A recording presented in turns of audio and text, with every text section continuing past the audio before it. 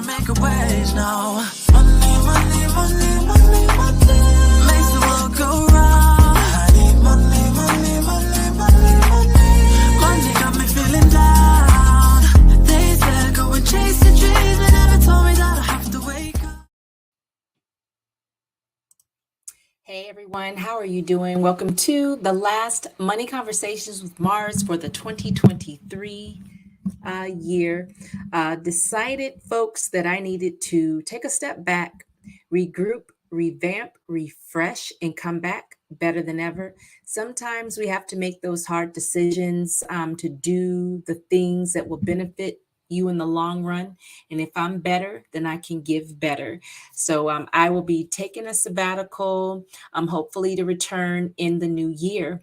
And I've enjoyed the time. I thank Angela and the rest of the WIN Network for all of your support in asking me to come on this journey. And I will be here still, but working on some things that will make me better. And so we can have better conversations about money.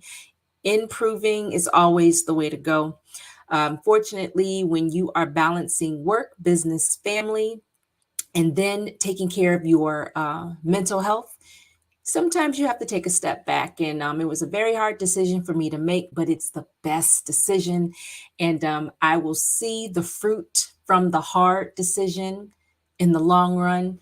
And we just got to be patient sometimes, get things in order and come on back.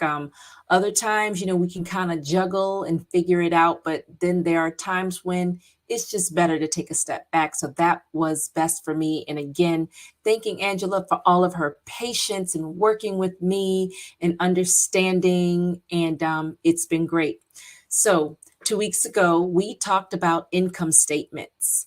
And last week, I prepared this amazing presentation on balance sheets, and how it can help us, the small business owner, and had a technical glitch. And I'm going to tell you, it was such a good conversation. And I just hope that I can give you what I prepared for you a week ago and have that same energy, the same information and great examples. So bear with me as we jump right in.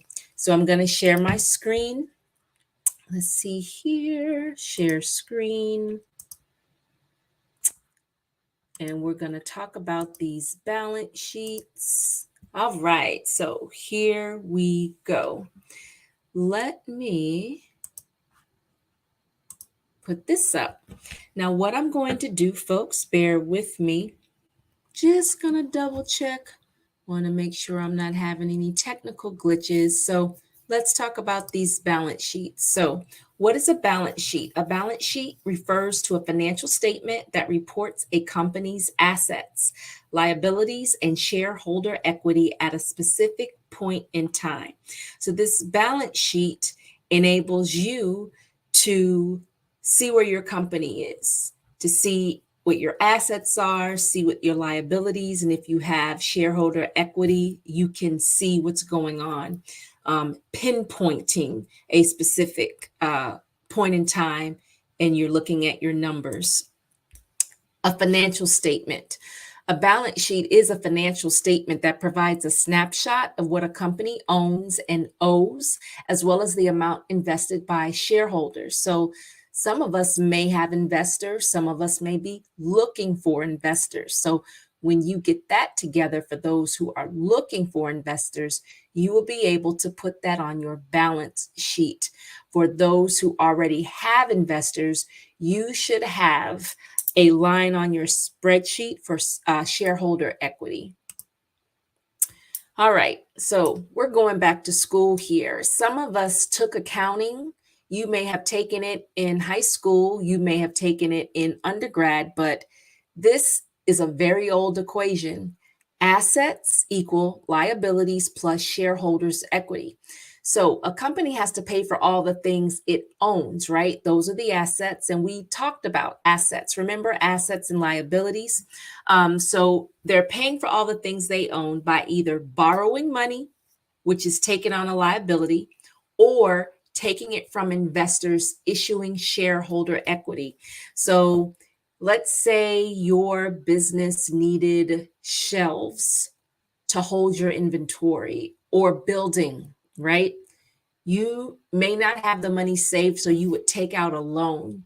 So that's kind of like a liability, even though, that building, by people coming in and you're servicing them by product or by service, it's an asset, you know what I mean? However, you borrowed money to pay for it and it's not paid yet, so you have to pay it back. So that would be a liability.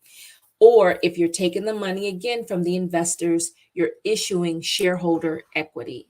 All of that is found on the balance sheet. All right, so let's look at this example that I found on Investopedia.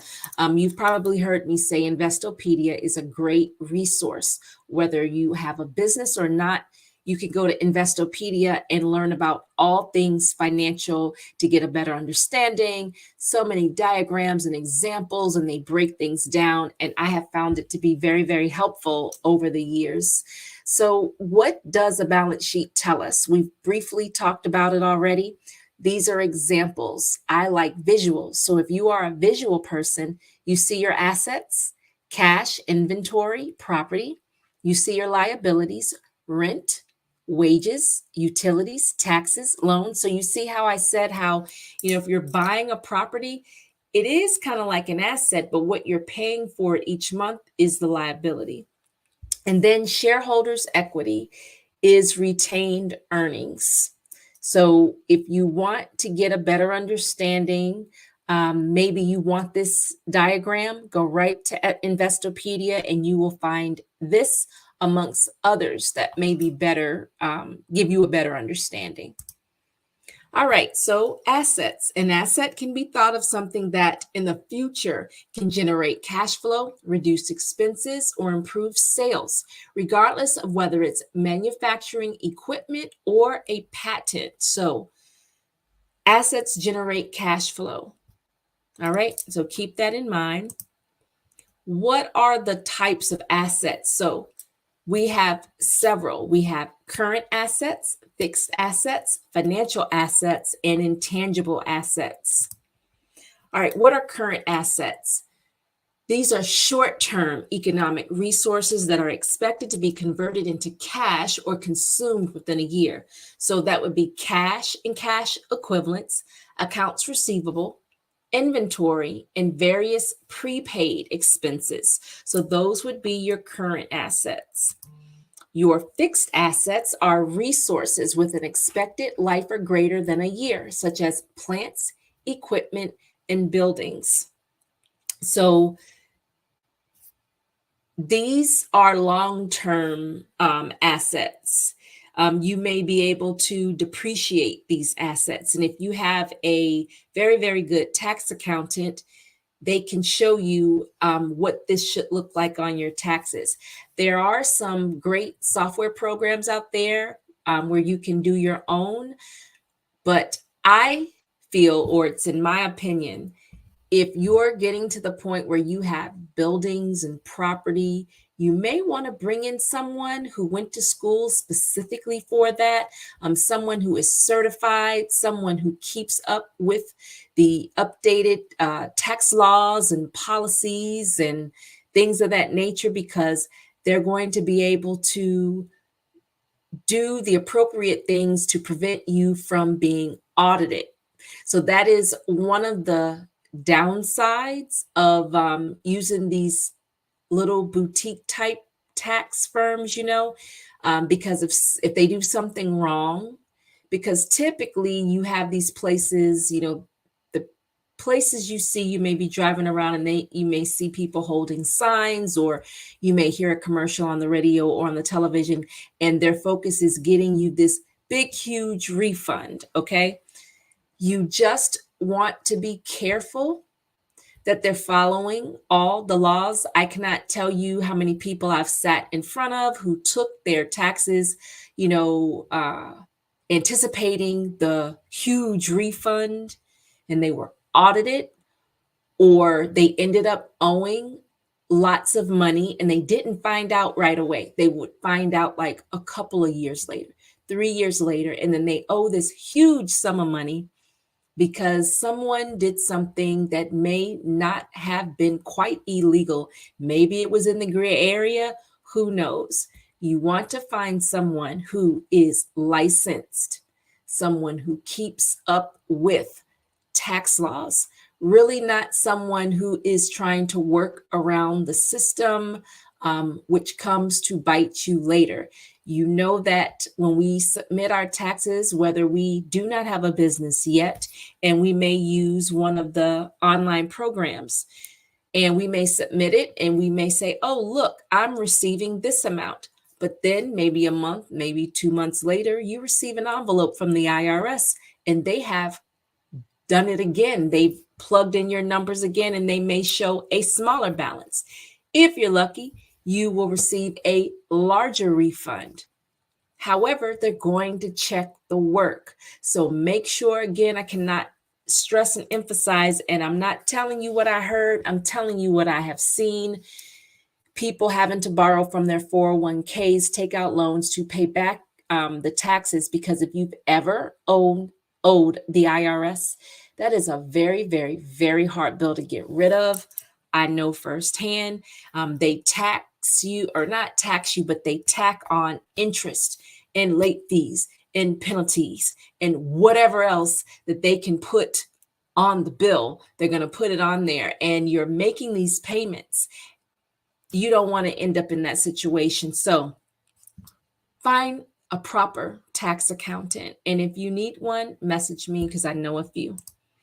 Financial assets represent investments in the assets and securities of other institutions. So examples of financial assets are stocks, sovereign and corporate bonds, preferred equity, and other hybrid securities. Okay.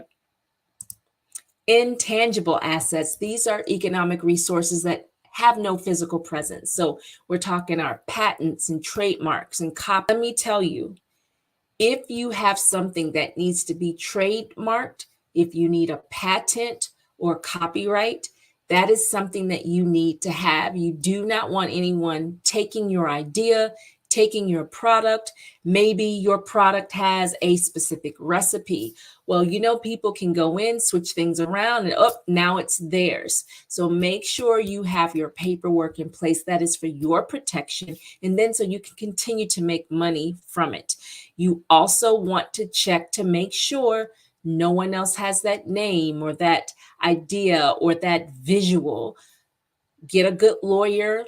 There are several programs online where they will check patents, trademarks, you know, do the due diligence. That's a word you may hear often.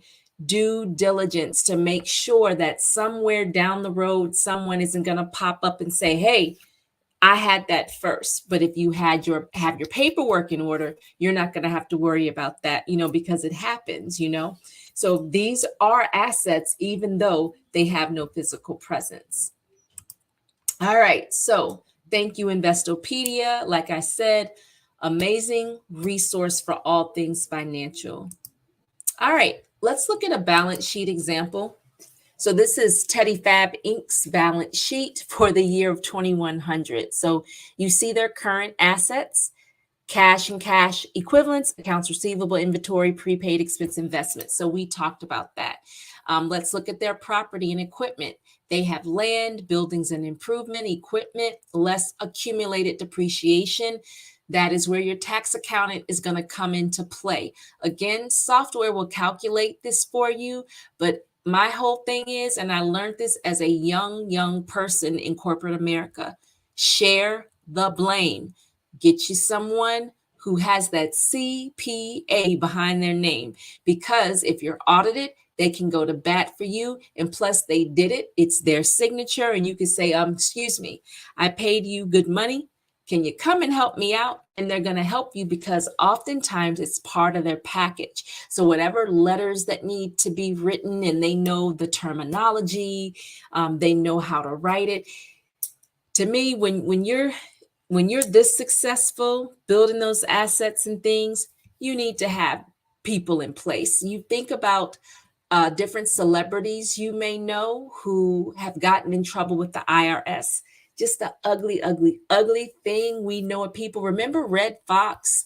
That was sad. I remember when the IRS came, they took the watch right off his wrist. Wesley Snipes has gone through that. Who else comes to mind? One of the Isley brothers has gone through that as well. So have professional people in place. And as my supervisor told me way back in 2000, 2001, share the blame. You always share the blame. All right, so that balance sheet example came from accountingplay.com, another great resource. I thank you, accountingplay.com, for being out there to educate the masses. So that was balance sheets, nice and sweet. Because you should prosper, start out how you want to finish. That's always my deal. Start out how you want to finish. If you plan to be a big company, then we want to have all our paperwork in place. When you have the downtime, you want to start writing your business plan, putting your numbers on paper, projecting where you want to go, even if you have to make it up, right? Sometimes putting it down, not sometimes, all the time, putting it on paper, that's a great way to exercise our faith. And, what do I want my company to look like? Do I want land? Do I want a building? Do I want several buildings? Do I want investors? How am I going to invest for my company? And like I said, there's so many different resources out there that you can use so you can put it together, have your portfolio ready. Why? What if your company's very successful and someone walks up to you one day and says, hey, I want to buy your company? So if you already have your documents in place, all you have to do is say, here you go. But you want to make sure anything that needs to be trademarked, you want to have it done. Copywritten, any patents that you may need, you want to have your licenses, you want to be registered with your county or your state. Whichever works best for you, you want to have it in place. Stay ready so you don't have to get ready. That is something that we have to learn. And sometimes we have to go back to that. Things happen and we may say, oh no, let me get my paperwork together. We can start somewhere small goals, right? Baby steps. It's September 2023. We're getting ready to go into October, November, December, January. Before you know it, we will be in 2024. What comes up every year? Tax season. So why don't we go on and start now? Get our folder together. We have a tax accountant who put us in the habit of putting everything in a folder. And he was so awesome that he would send a couple of years ahead. So when he returned our taxes, now he's old school. He does nothing on computer. He does it all by hand, old school. But he also reads those tax laws. One conversation we had, I had a whole headache by the time it was all said and done. And he looked at me and said, are you okay? And I'm like, my brain is swelling right now because I cannot believe you know all that. You're keeping up with that, but that's what you want. Anyway, off on that tangent, let me come back. 2 folders for the next 2 tax years he sent. So when he sent us our copy of our tax returns for our file, he put in 2 more folders so we can start collecting our things.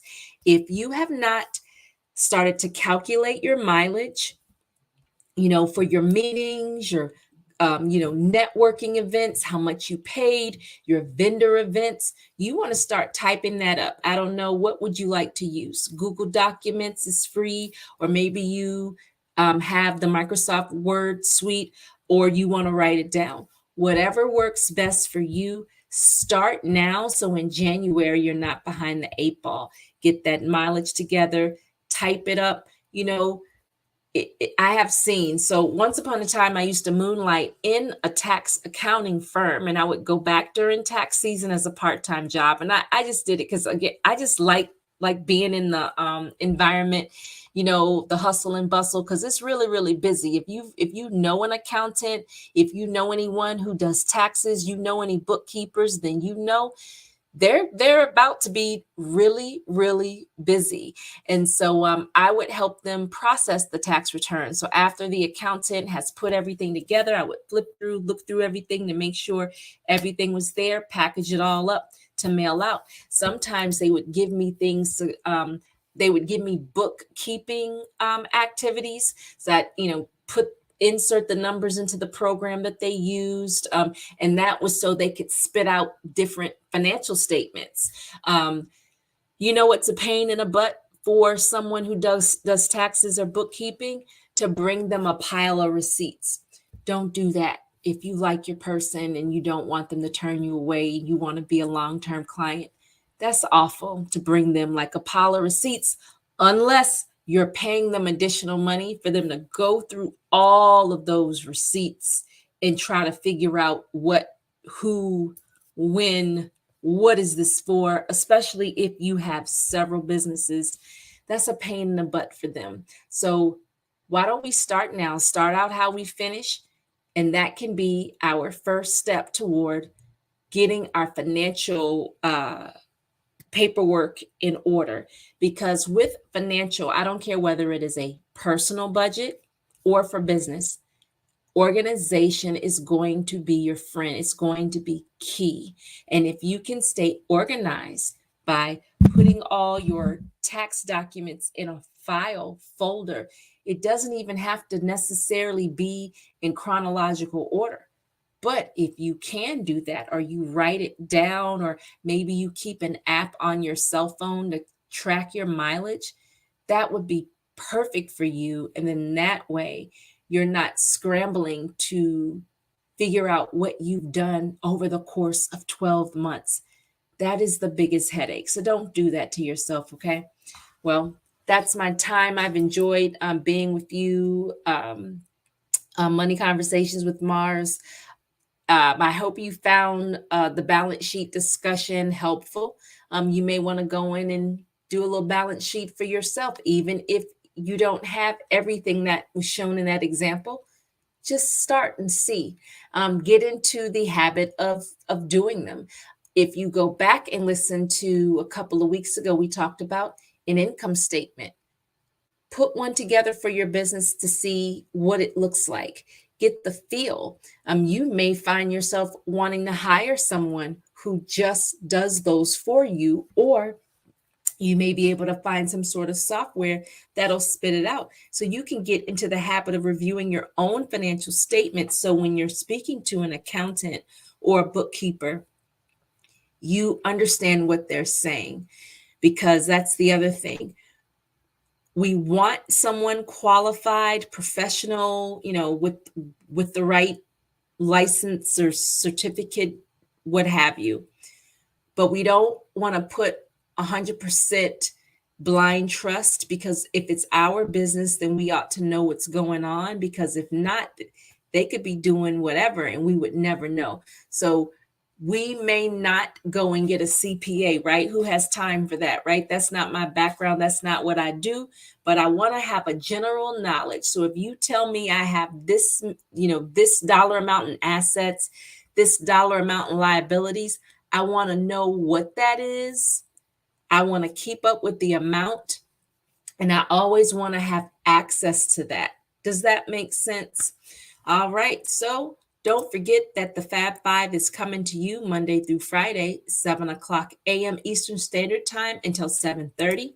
We have Ilyasa, the Charge Room Show, 1 to 1:30 p.m. Eastern Standard Times on Tuesday. And then Wednesday, we have It's Uniquely Gorgeous with Regina Hutt, Locked and Loaded. Join her at 8 o'clock p.m. Eastern Standard Time. Again, it's been great being with you. I hope you have an amazing rest of the year, and we'll see you in the new year. And I hope you prosper. Take care. Trying to make a ways now. Money, money, money.